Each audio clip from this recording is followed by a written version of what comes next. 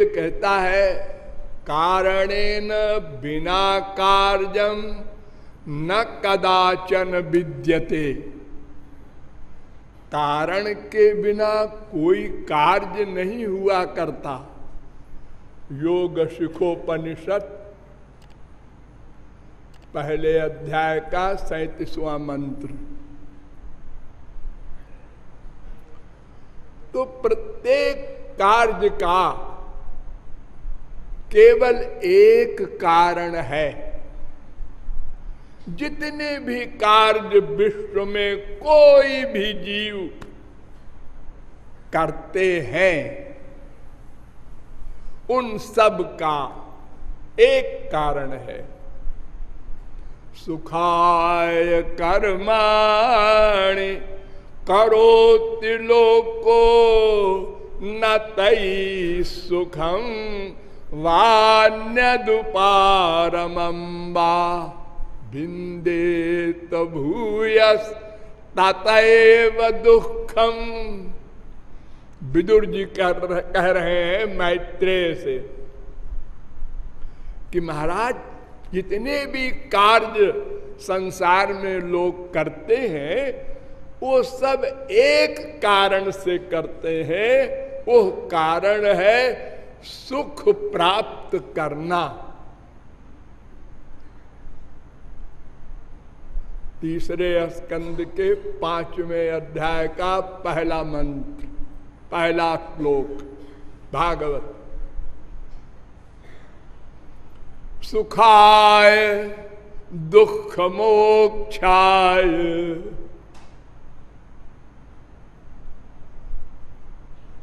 संकल्प इह कर्मिणा।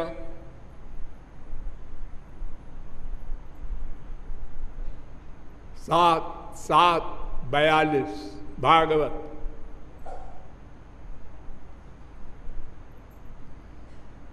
प्रत्येक कार्य का दो ही कारण है। एक दुख न मिले, एक सुख मिले।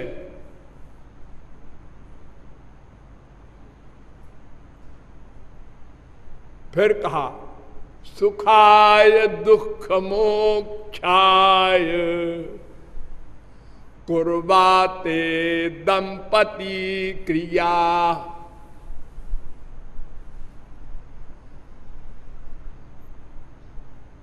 छठवें स्कंद के 16वें अध्याय का 60वां श्लोक भागवत।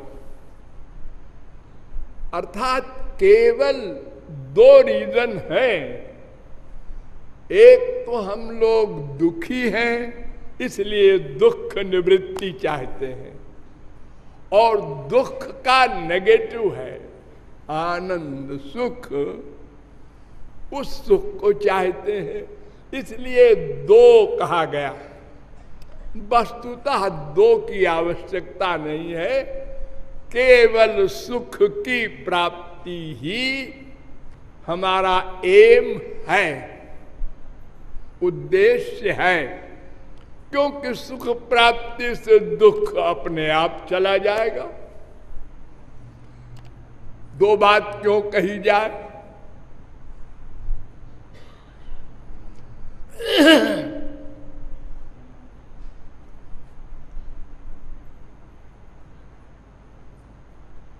क्यों चाहते हैं सुख? और सब चाहते हैं केवल एक सुख रूपी कारण। कार्य सब पृथक पृथक, सबके अलग अलग कार्य, एक दूसरे से विरोधी कार्य। एक संसार में सुख ढूंढ रहा है, एक संसार में दुख मानता है, सब उल्टा।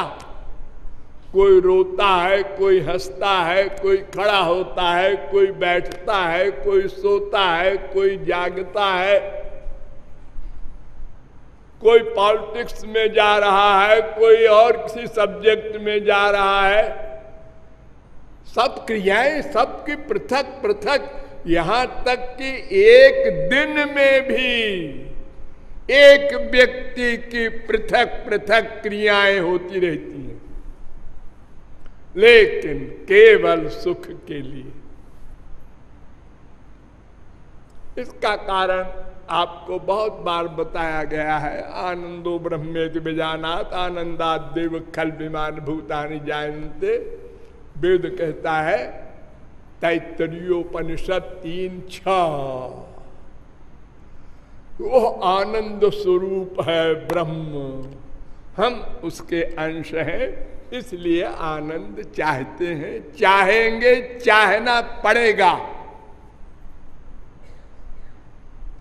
और ये भी नित्य सिद्ध सिद्धांत है कि कोई जीव एक क्षण को भी बिना कर्म किए नहीं रह सकता। नहीं कश्चित क्षणमपि जातु तिष्ठत्य कर्मकृत। गीता 3:5, भागवत में भी 6:1-53। अर्थात प्रति क्षण कर्म करना पड़ेगा और केवल सुख के लिए। और प्रत्येक जीव अनादि है। वेद कहता है ज्ञा गौ द्वा बजा भीषणीषा बजा हिका भोग त्रिभोग्यार्थ युक्ता। श्वेताश्वतरोपनिषद। दोनों अज है, ब्रह्म भी जीव भी, और तीसरी माया भी। अज माने अनादि सदा से। श्वेताश्वतरोपनिषद 1:9। नारद परिव्राजकोपनिषद में भी ये मंत्र है 9:8। एतज्ञेयं नित्यमेवात्म संस्थम नातः परम वेदितव्यम में किंचित भोक्ता भोग्यम प्रेरितारंच मत्वा। 1:12 श्वेताश्वतरोपनिषद। अर्थात 3 तत्व हैं, वो तीनों अनादि हैं। तो भगवान भी अनादि नित्य, हम भी अनादि नित्य, हमारा अंशी भगवान भी सदा से, उसके अंश जीव भी सदा से, और प्रतिक्षण कर्म करने का हमारा नेचर है, इसलिए सदा से कर्म कर रहे हैं और केवल सुख के लिए। इसलिए राधा तत्व पर विचार करने का कार्य हो या इसका उल्टा कोई हो, सब कार्य का एक कारण है। सुख कैसे मिले, आनंद कैसे मिले, शांति कैसे मिले।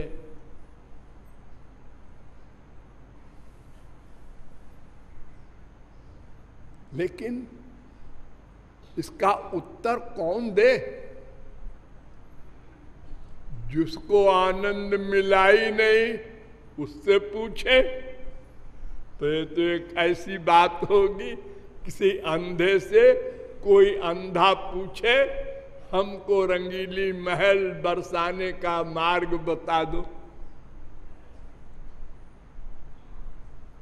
तो फिर आंख वाला कौन है, ये अंधा कैसे जाने? हाँ, ये भी प्रॉब्लम है। हम किससे पूछे?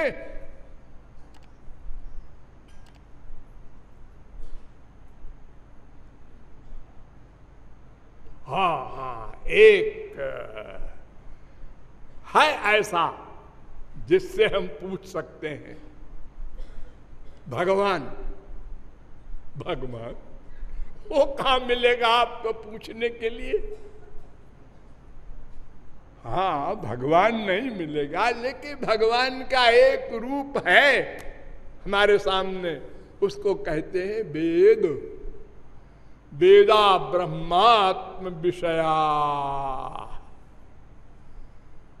भागवत कह रही है 11वें स्कंद के 21वें अध्याय का 35वां श्लोक।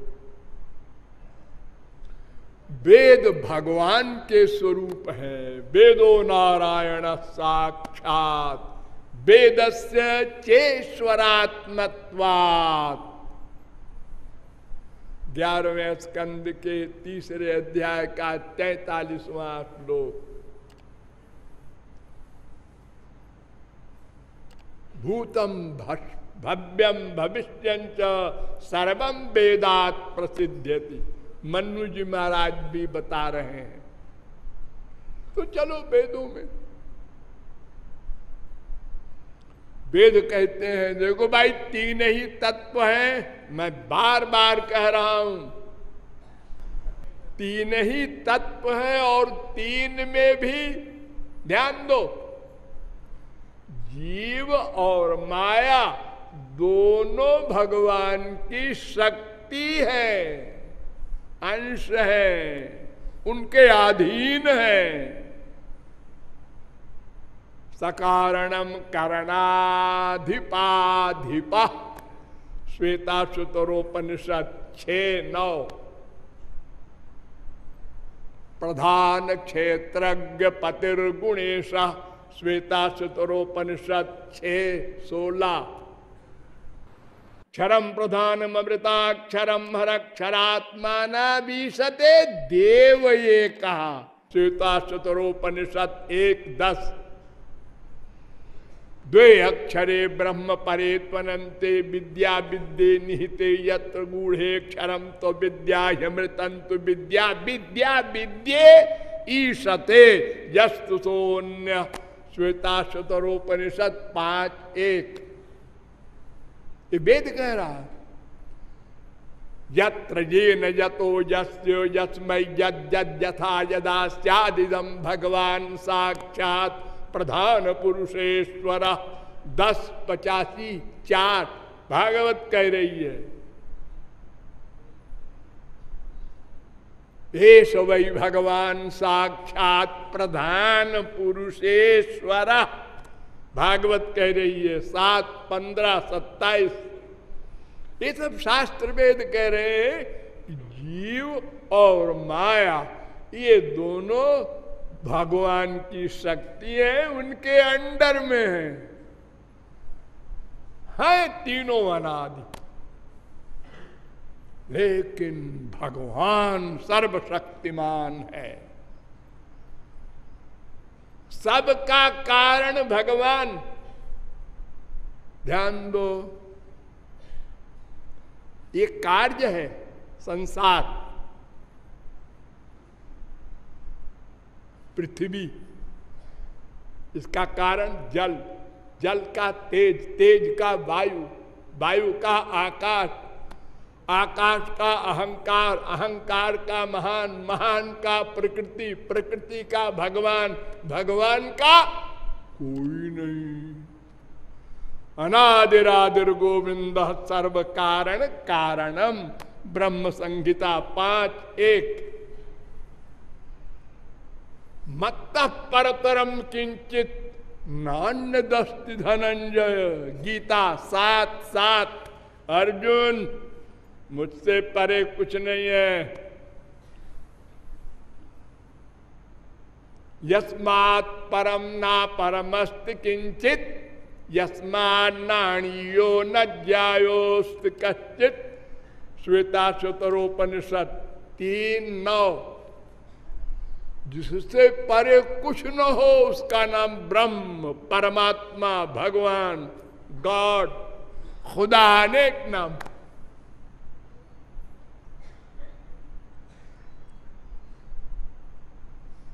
उससे परे कुछ नहीं। परम ब्रह्म परम धाम पवित्रम परमं भवान गीता 10:12। द्वाविमो पुरुषौ लोके क्षरक्षाक्षर एव च क्षर सर्वाणि भूतानि कूटस्थोक्षर उच्यते उत्तम पुरुषस्त्वन्य परमात्मेत्युदाहृतः यो लोकत्रयमाविश्य बिभर्तव्य ईश्वर यस्मात्क्षरमतीतोऽहम् अक्षरादपि चोत्तम अतोऽस्मि लोके वेदे च प्रथितः पुरुषोत्तम। 15, 16, 15, 17, 15, 18, 15, 19 गीता कह रही है। भगवान से आगे कुछ नहीं है, कोई तत्व नहीं है। वो पर से भी पर है, उससे पर कुछ नहीं।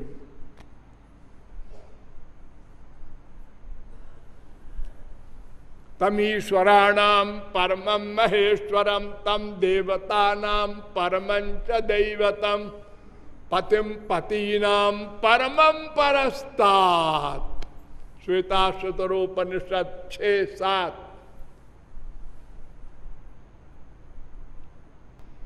विनोद में रसिक लोग बहुत सी बातें कहते हैं, लिखे हैं। आप भी विनोद कीजिए, लेकिन भीतर से समझे रहिए, एक ही दो बन गया है, कोई गड़बड़ नहीं।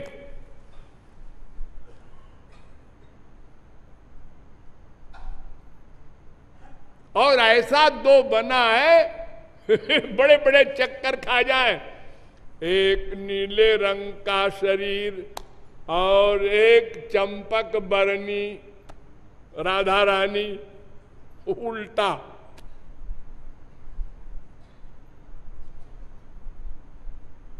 और वेद कहता है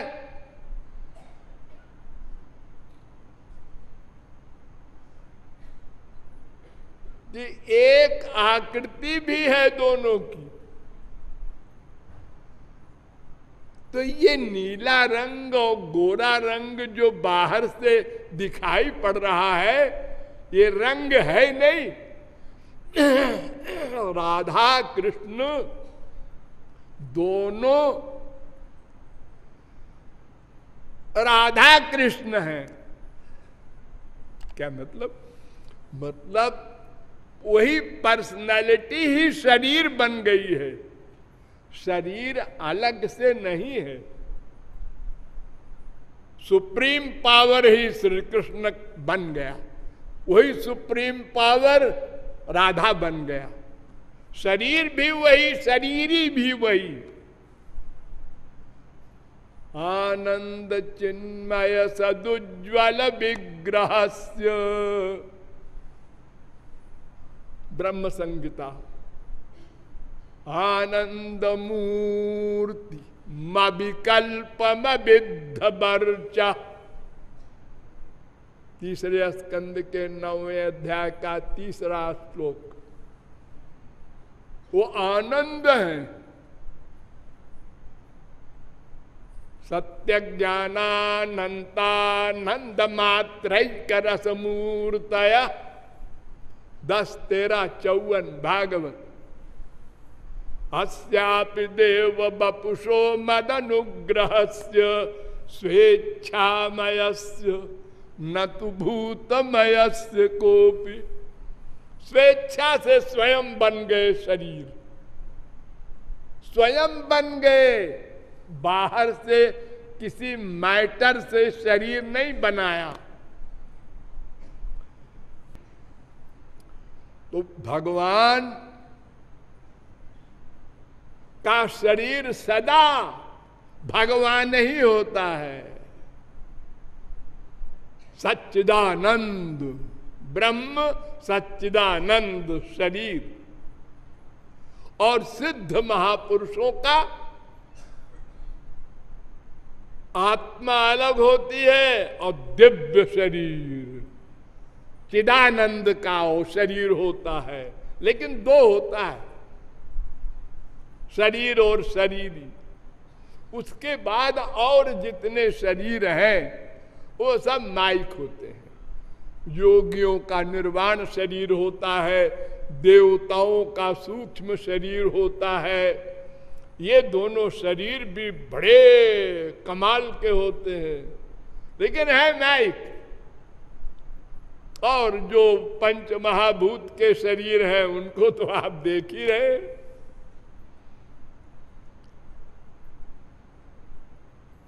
तो जितने भी शरीर होते हैं वो एक दो ही प्रकार के होते हैं, एक माइक शरीर और दिव्य आत्मा।